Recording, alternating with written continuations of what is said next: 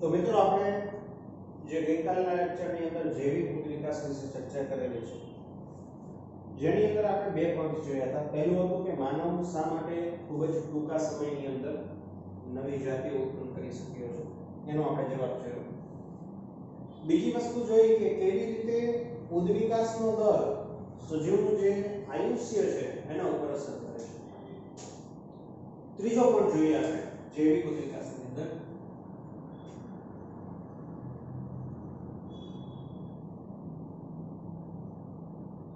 ત્રીજો પોઈન્ટ છે આ ટોપિકની અંદર ઉત્ક્રાંતિ વિશેના વિવિધ વાદ. ઉત્ક્રાંતિ કેવી રીતે થઈ છે એના વાદ. આમ તો ઘણા બધા વૈજ્ઞાનિકોએ વિવિધ રીતે ઉત્ક્રાંતિ સમજાવેલી છે, પરંતુ ત્રણ વાદ આપણે ભણીશું. લેમાર્કનો વાદ, ડાર્વિનનો વાદ અને હ્યુગો ધ વ્રીસનો વિકૃતિવાદ સમજીએ આપણે. તો સૌથી પહેલા અને સૌથી જૂના સમયનો એક વાદ આપણે જોઈએ. તો ઉત્ક્રાંતિ વિશેનો પહેલો વાદ આપણે ભણીશું લેમાર્કનો વાદ, અથવા આનું બીજું નામ છે ઉપાર્જિત લક્ષણોનો લક્ષણોના વારસાનો વાદ. તો આ જે વાત છે એની અંદર એને મુખ્ય 2 થી 3 પોઈન્ટ્સ કીધા.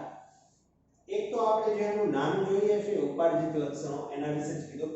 તો આ વાદની અંદર કયા 2-4 મેઇન ટોપિક છે, મુખ્ય મુદ્દાઓ છે, એની આપણે ચર્ચા કરીએ.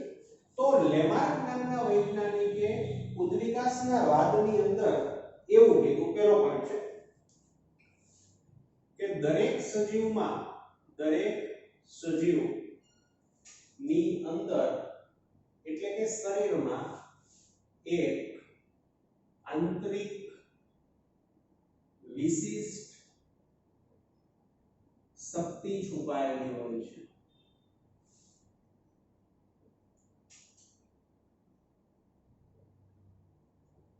અને આ શક્તિના ઉપયોગથી તે પોતાની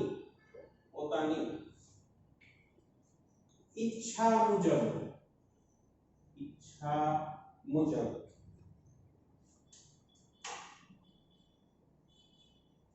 લક્ષણોમાં ફેરફાર કરી શકે છે.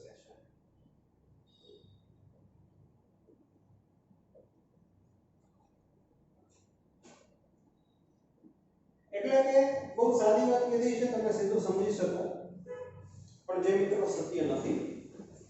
ધારો કે હું એવી ઈચ્છા કરું કે મારા હાથ જે છે એની લંબાઈ વધી જાય, અથવા તો મારા પગ છે એની લંબાઈ ઓછી થઈ જાય, કે મારી જીભ જે છે એની લંબાઈ વધી જાય, અથવા તો મારું હૃદય છે, મગજ છે એનું કદ વધી જાય, ઘટી જાય. તો આ વસ્તુ મિત્રો તદ્દન ખોટી છે. મીન્સ કે આ જે પહેલો મુદ્દો જે છે ને એ સદંતર ખોટો છે. આનું એક બહુ સરસ એક્ઝામ્પલ્સ આપ્યું છે જીરાફ વાળું, પરંતુ આ એક્ઝામ્પલ છે ને આપણે ડાર્વિન અને લેમાર્ક એ બંનેના વાદ પક્ષ છે ને પછી સાથે એની કમ્પેરિઝન કરશો એટલે તમને વધારે ખ્યાલ આવશે કે શું છે. ચાલો આગળના મુદ્દાની ચર્ચા કરીએ કે બીજો મુદ્દો શું હતો. બીજો મુદ્દો આવો છે કે જે સજીવ પોતાના જીવનકાળ દરમિયાન જે લક્ષણો ઉપાર્જિત કરે છે, આ પોઈન્ટ્સના લીધે આ વાતનું નામ છે ઉપાર્જિત લક્ષણોના વારસાનો સિદ્ધાંત. કે સજીવ પોતાના જીવનકાળ દરમિયાન જે લક્ષણોને મેળવે છે, ઉપાર્જિત કરે છે, તે તેની સંતતિમાં ઉતરે છે. મિત્રો તમને એક પોઈન્ટ એવું લાગશે કે આમાં ઉત્ક્રાંતિનો વિકાસ ક્યાં સમજાયો છે. તો મેં તમને પહેલા પણ કીધું છે કે જે જૂના સમયના વાત છે, લેમાર્કનો વાત છે, ઇવન ડાર્વિનનો વાત છે, તો એમાં તમને બધું સમજાઈ જશે, પોઈન્ટ્સ બહુ સિમ્પલ છે. પણ જેને કહેવાય ને કે સાચી રીતે ટુ ધ પોઈન્ટ સાયન્ટિફિકલી જે ઉદ્વિકાસ કેવી રીતે થાય છે કે નવા લક્ષણો કેવી રીતે આવે છે ને તે સાચી રીતે સમજી શકાતું નથી. આપણે ભણશું તો તમને ખ્યાલ હશે. તો એનો બીજો પોઈન્ટ છે કે સજીવ પોતાના જીવનકાળ દરમિયાન જે પણ લક્ષણોને મેળવે છે તે તેની સંતતિમાં આવે. આ વાત પણ મીન્સ કે આ પોઈન્ટ્સ પણ ખોટો છે. એક્ઝામ્પલ તરીકે ધારો કે કોઈ વ્યક્તિ ટાઈપિંગ શીખે છે, તો ટાઈપિંગ શીખવે છે તો ઈ જે એની એક્સ્ટ્રા આવડત છે, આ જે લક્ષણ છે ટાઈપિંગનું કે જોયા વિના ટાઈપિંગ કરી શકે, તો તે તેની સંતતિમાં આવતું નથી. તો આ બીજો પોઈન્ટ પણ એનો ખોટો નીકળે છે. ત્રીજો પોઈન્ટ કદાચ આના વિશે તમે સાંભળેલું પણ હોય ભૂતકાળમાં. ત્રીજો પોઈન્ટ છે લેમાર્કના સિદ્ધાંત મુજબ જે અંગનો સતત ઉપયોગ થાય તે અંગ વિકસે અને જે અંગનો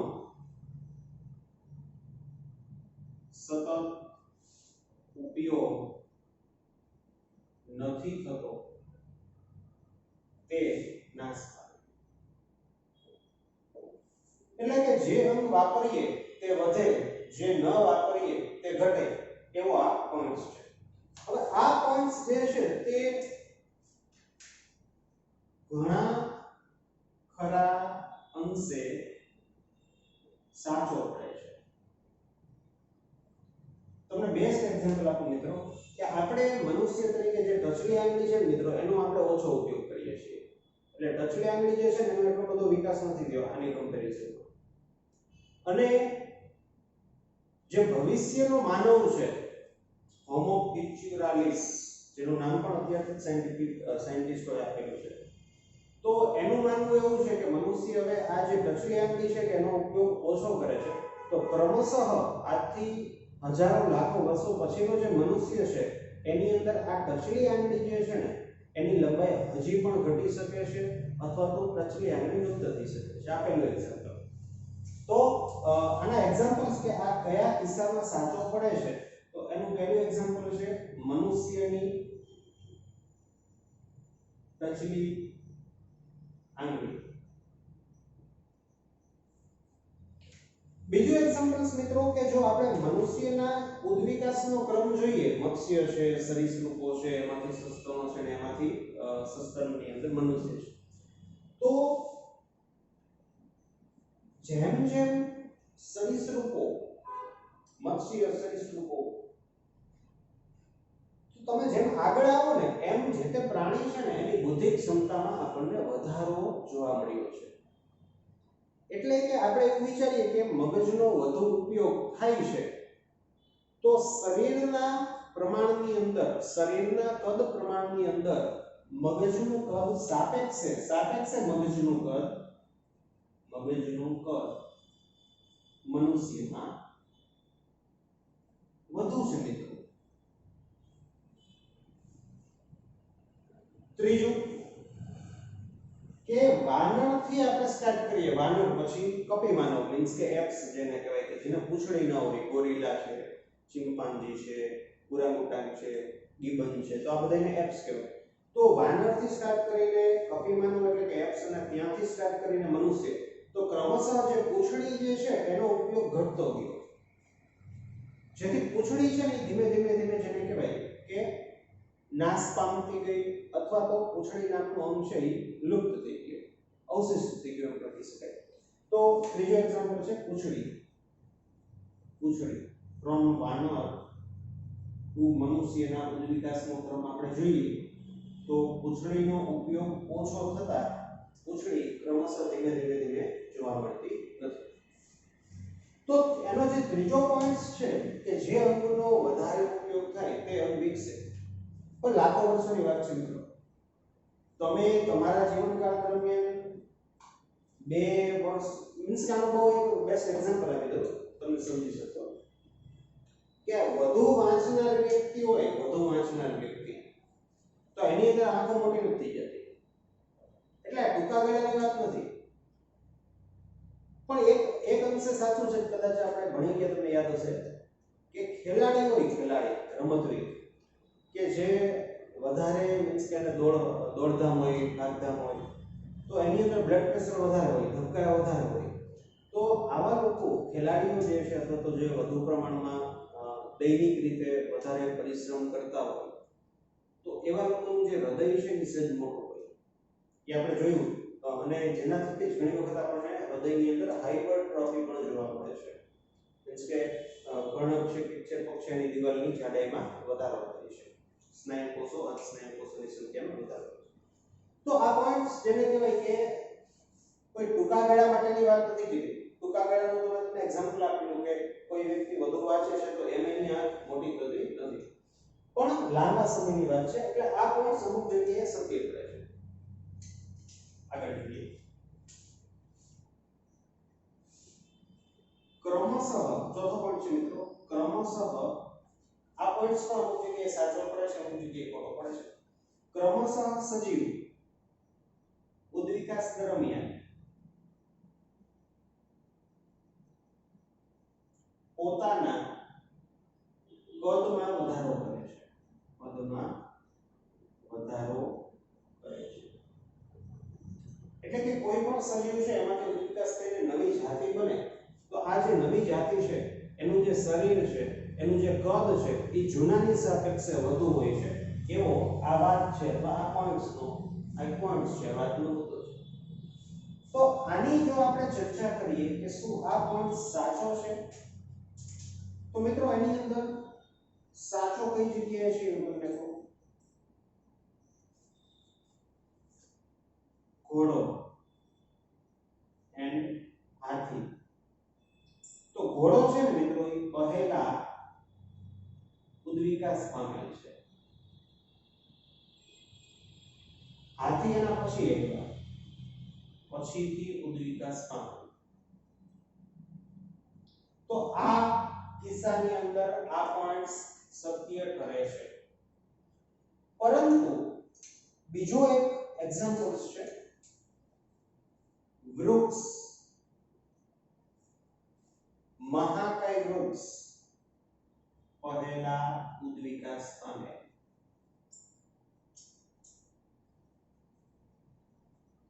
અને વૃક્ષ પછી ઘણા ખરા છોડ અથવા તો ક્ષુપનો ઉદ્વિકાસ થયો છે. છોડ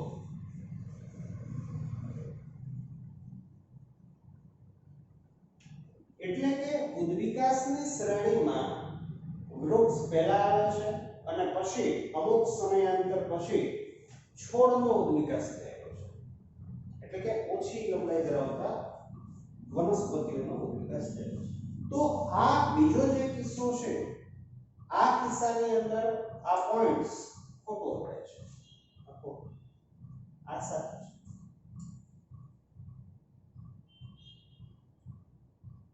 બીજું યાદ હોય તો કે પૃષ્ઠવંશીનું જે હૃદય છે, પૃષ્ઠવંશીનું જે હૃદય છે, આ હૃદય મત્સ્યની અંદર તમે જોવો તો 2 ખંડ વાળું છે, પછી આગળ ઉદ્વિકાસ થતા ઉભયજીવી જે છે એની અંદર તમે જોવો તો 3 ખંડ વાળું છે, સરીસૃપની અંદર જોવો તો 3 ખંડ વિથ વચ્ચે સેપરેશન છે. આખું સેપરેશન નથી, મગરમાં આપણને આખું સેપરેશન જોવા મળે.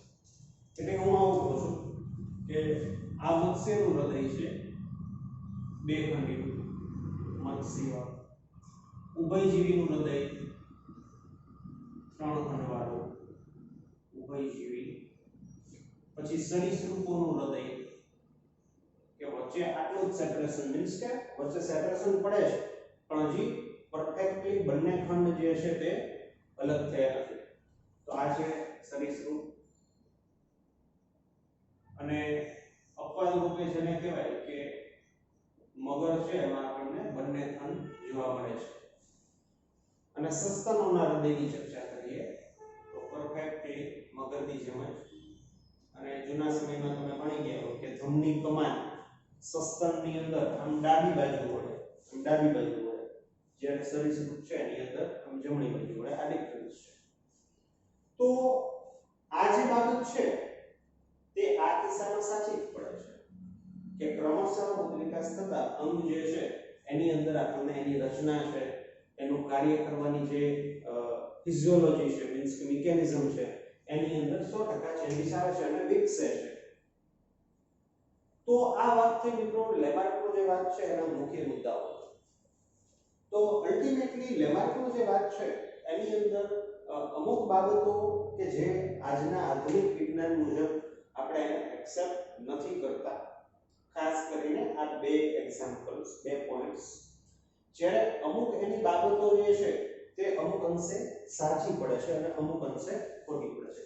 એટલે ઓલ ઓવર જો આપણે કહેવું હોય કે લેમાર્કનો જે વાત છે એને આપણે સત્ય ગણવું કે સત્ય ન ગણવું, તો લેમાર્કનો વાત સાચી રીતે પરફેક્ટલી ઉદ્વિકાસ સમજાવી શકતો નથી. તો સૌથી જેને કહેવાય કે આ બધા જૂના સમયના વાત છે કે જેની અંદર એવા સમયે જનીનો શું છે, જીનેટિક્સ, ડીએનએ વગેરે વગેરેની કોઈ જ દતાગમ હતી નહીં. જેથી આની અંદર તમને જે ટુ ધ પોઈન્ટ વાત હશે તે તમને ક્યાંય જોવા મળશે નહીં. તો આ તો લેમાર્કનો વાત.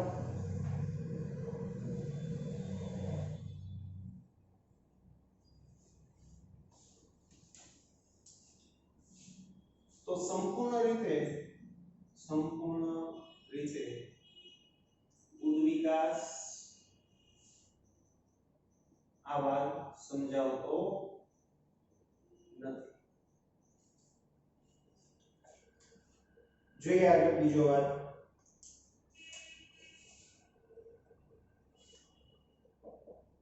ડાર્વિનનો નૈસર્ગિક પસંદગીનો વાત અથવા તો ડાર્વિનનો ઉત્ક્રાંતિવાદ.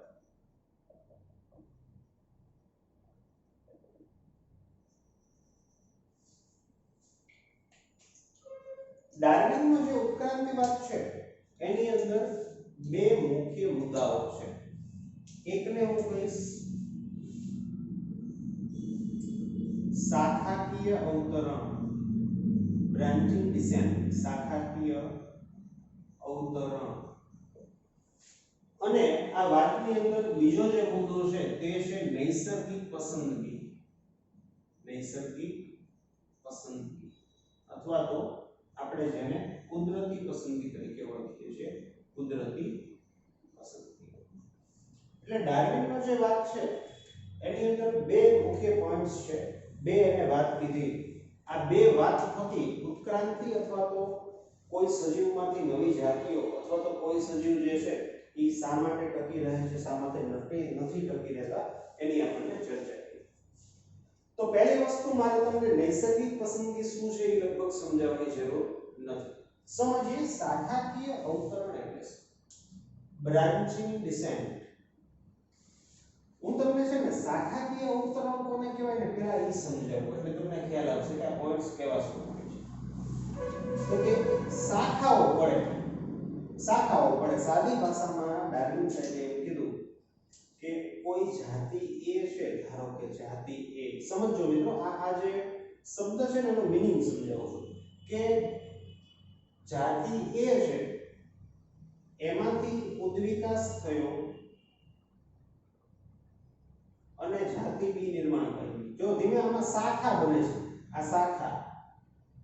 હવે જાતિ બી છે મિત્રો એની અંદર ઉદ્વિકાસ થયો, અને જાતિ સી અને જાતિ ડી એમ નિર્માણ કર્યું. જાતિ સી માંથી જાતિ ઈ નું નિર્માણ થયું ઉદ્વિકાસ દરમિયાન. જાતિ ડી માંથી ઉદ્વિકાસ દરમિયાન જાતિ એફ, જી, એચ, તો આ એક શાખા પડી.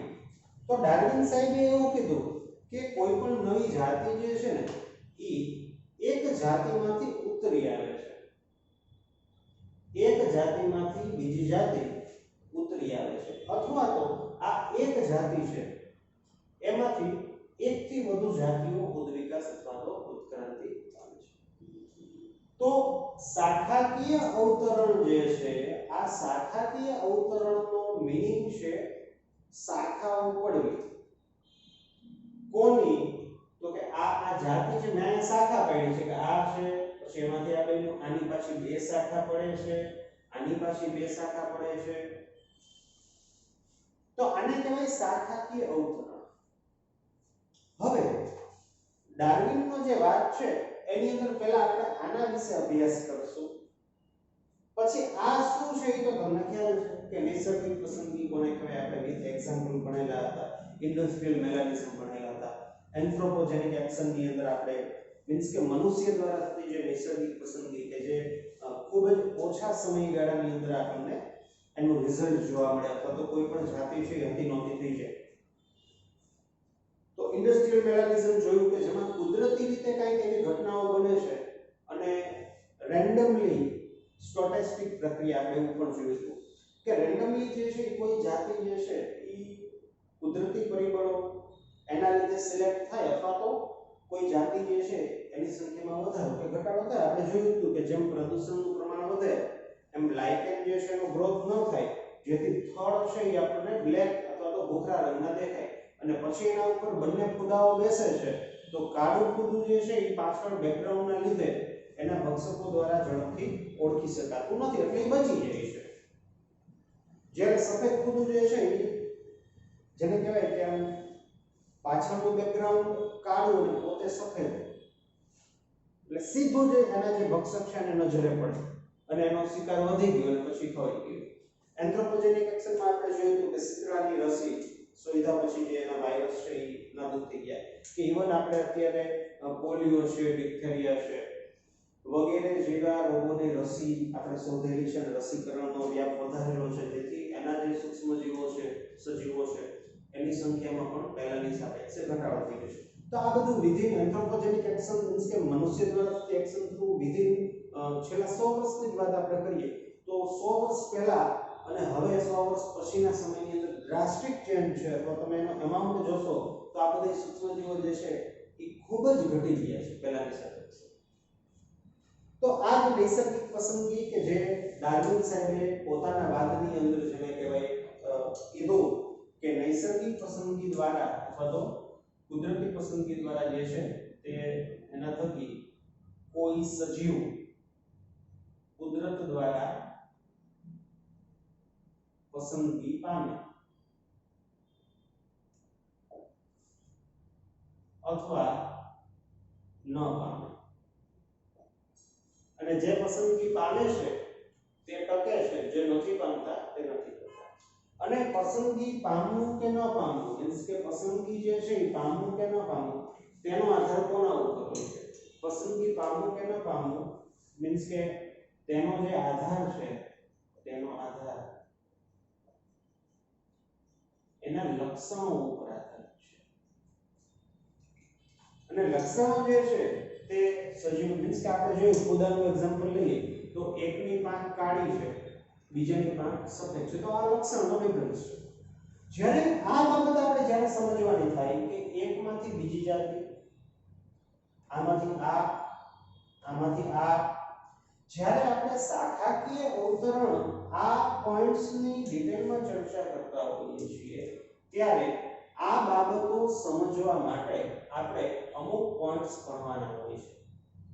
આ પોઈન્ટ્સ કયા છે એનો હું તમને જસ્ટ ખાલી નામ લખું છું અત્યારે કે ડાર્વિનનો વાત સમજવા માટે, ખાસ કરીને આ પોઈન્ટ્સ સમજવા માટે આપણે પહેલી વસ્તુ સ્પર્ધાને સમજવી પડે. ડાર્વિને પોતાના વાતની અંદર સ્પર્ધા નામનું જે પરિબળ છે સજીવો વચ્ચે થતી આંતરક્રિયા જેને આપણે એક પ્રકારની કહી શકીએ સ્પર્ધા, વસ્તીની અંદર થતી આંતરક્રિયા. તો સ્પર્ધા નામનું પરિબળ આપણે અભ્યાસ કરીએ એટલે ધીમે ધીમે આ બધી વસ્તુ જે છે ક્લિયર થાય. અથવા તો હું તમને સાદી રીતે એમ સમજાવી શકું કે આમાંથી આ થવાનું કારણ શું, અથવા તો આમાંથી આ થવાનું કારણ શું, તો એ જે કારણો છે આ કારણો હું તમારી સમક્ષ લખું છું. તો પહેલું એને સ્પર્ધા કીધું અથવા તો સ્પર્ધા વિશે આપણે અભ્યાસ કરવો પડે. બીજું એને કીધું અનુકૂલન